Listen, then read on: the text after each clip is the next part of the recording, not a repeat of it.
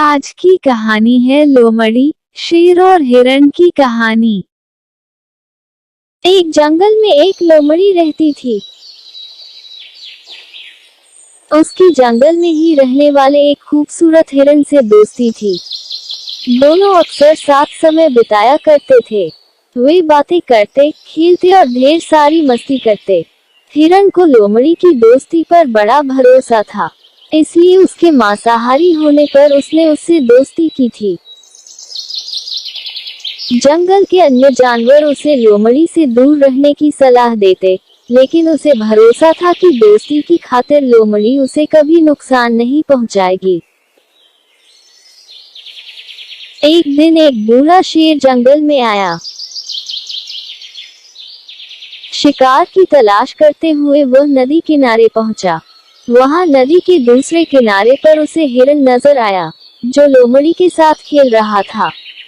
हिरण को देखकर शेर के मुंह में पानी आ गया और वह उसका मांस खाने की योजना बनाने लगा। लेकिन अब उसमें पहले जैसी फुर्ती नहीं रह गई थी कि हिरण को भागकर पकड़ ले। उसने बहुत सोच विचार किया और अंततः लोमड़ी को अपने साथ मिलाने का इरादा कर लिया।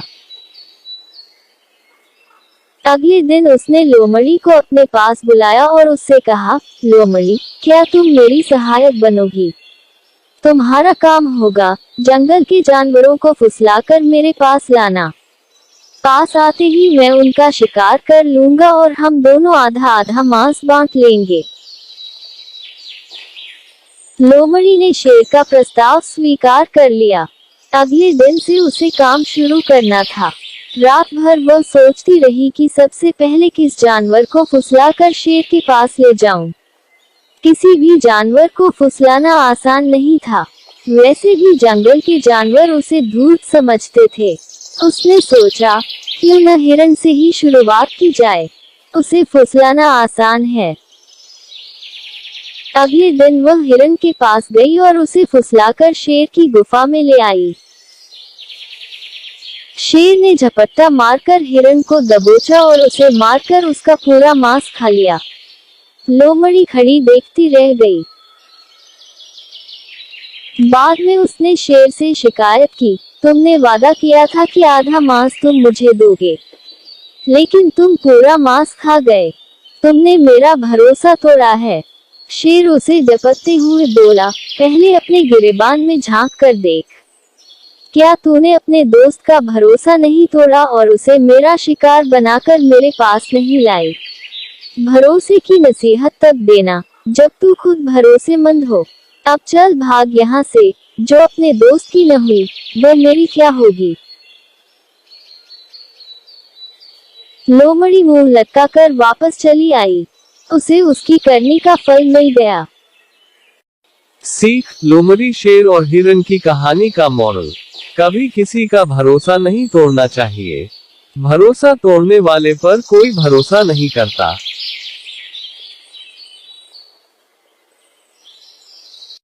कहानी पसंद आए तो लाइक, शेयर और सब्सक्राइब जरूर करें। आज की कहानी है शेर और हिरण की कहानी। एक दिन एक हिरण अपने जंगल में टहलते टहलते किसी दूसरे जंगल में जा पहुंचा। वो अपना रास्ता भटक चुका था। उसे समझ नहीं आ रहा था कि वो वहां कैसे पहुंच गया। चलते चलते रास्ते में उसे एक बारहसिंगा मिलता है, जो हिरण को देखते ही पहचान जाता है कि ये हम। बारहसिंगा ने हिरण से पूछा, तुम तो इस जंगल के नहीं हो, तुम यहाँ कैसे आ गए?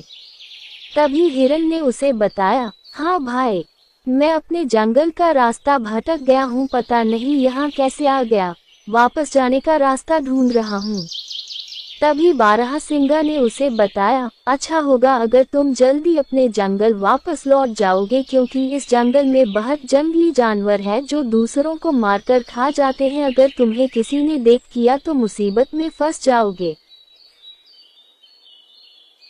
इतना कहकर बारहसिंगा वहां से चला जाता है। तभी हिरण सोचता है, ये फालतू ही मुझे डरा रहा है, कितना सुंदर है ये जंगल, अब मैं यहाँ से घूमकर ही अपने घर जाऊंगा। चलते चलते अचानक उसका पैर एक सोए हुए शेर पर पड़ा। शेर उसे देखते ही जोर से गुर्राया और बोला, तुम्हारी इतनी हिम्मत, तूने मुझ पर पैर रखा।